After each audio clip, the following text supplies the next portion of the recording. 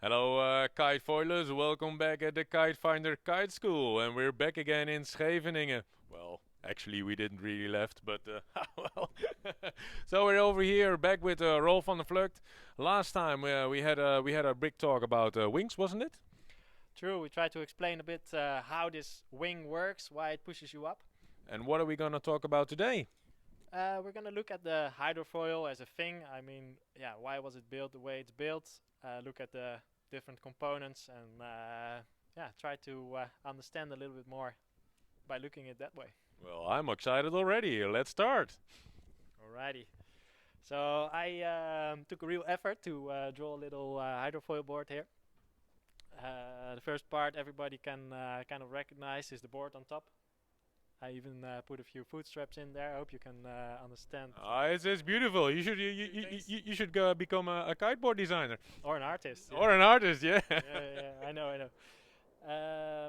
So basically, if you look at my beautiful hydrofoil, there's 4 components next to the board that are quite recognizable. The first one is the mast, quite long. I'll try to explain a bit later why it's so long.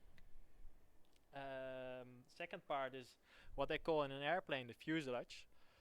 Yeah, normally people are sitting in there in an airplane. Here we don't need people to sit in there, so it can be quite thin and slender. So that fuselage is a stick on the bottom. It's basically just a stick on the bottom that connects the front wing with the back wing with the stabilizer.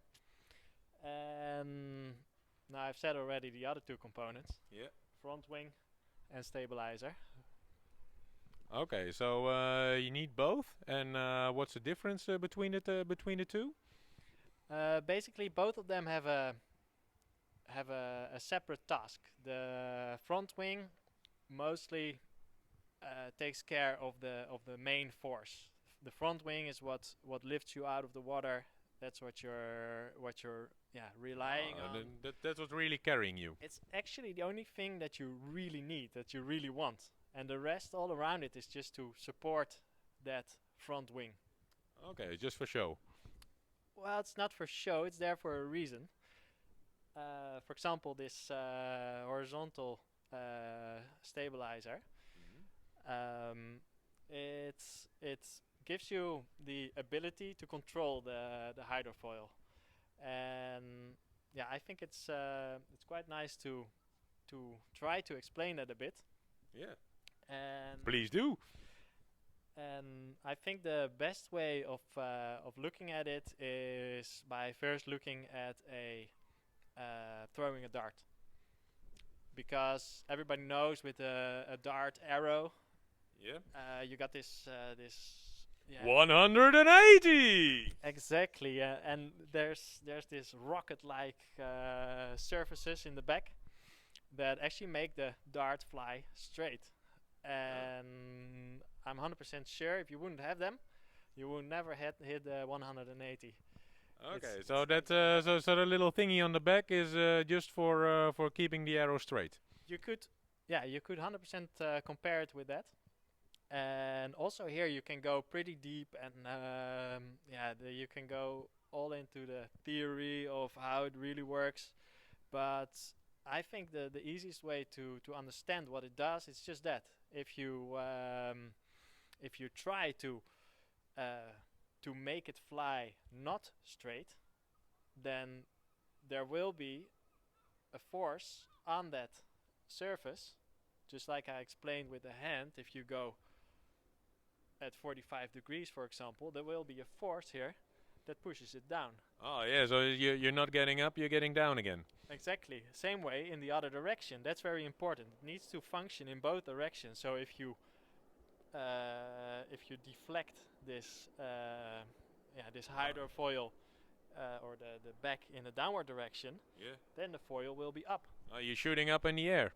So it's actually to prevent you from shooting up in the air, because as soon as you lean on the back too much, this force of the stabilizer is gonna push you back, and it's gonna keep you going straight. If you don't have it, it's impossible to ride the hydrofoil. And yeah, maybe I shouldn't be proud of it, but yes, I tried. He's right. Okay. Well, at least it's trial and error. He knows what he's talking about. I just wanted to know, you got these single wheeled bikes, Yeah. the mono wheels, I think Yeah. they're called or something. And I thought if you can ride a mono wheel, then you should also be able to ride a mono wing. Yeah. I couldn't, but I'm also not very good at mono wheel riding, so maybe it's just a matter of practice. Maybe But that's the thing. I'm- But you really need both. You see, yeah. So I'm 100% convinced you need this stabilizing surface to be able to correct for your little errors and to stay on top of the main wing.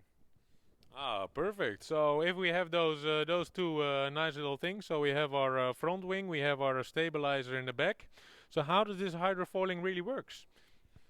Yeah, true. So I think it's nice to draw a top view and a side view to just explain a little bit further how the forces work on this system. Perfect. So here we go.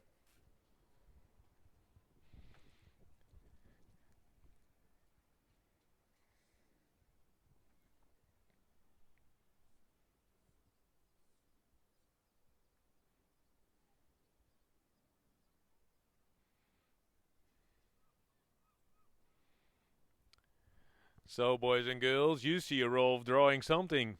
If you want to know what it is, then just subscribe to our YouTube channel over here, and next time we will tell you all about these beautiful things. Isn't that right, Rolf? That's right.